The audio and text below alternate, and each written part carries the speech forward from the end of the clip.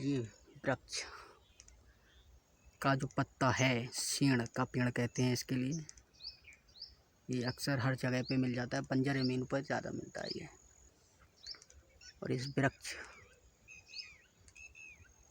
के पेड़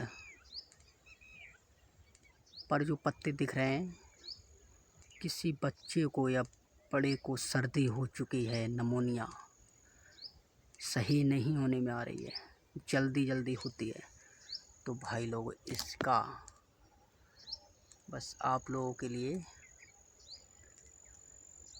छोटे बच्चों को एक पत्ता गर्म करके आग पर बिल्कुल मुलायम हो जाएगा, फिर इसका रस निचोड़ना है। उस रस को निचोड़कर बच्चे को पिला देना है, थोड़ा सा नमक मिलाकर।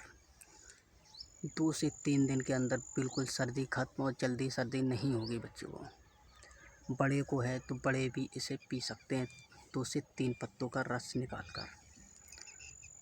भाइयों, आपके लिए अमृत है ये, बच्चों की सर्दी के लिए भी।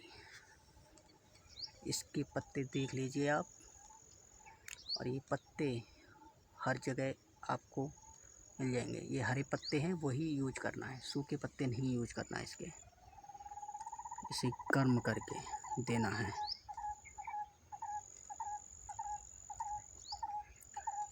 सभी के उपयोग में आता है ये। सर्दी कितनी भी भयंकर हो, सभी को खत्म कर देता है, सर्दी को बिल्कुल ही खत्म।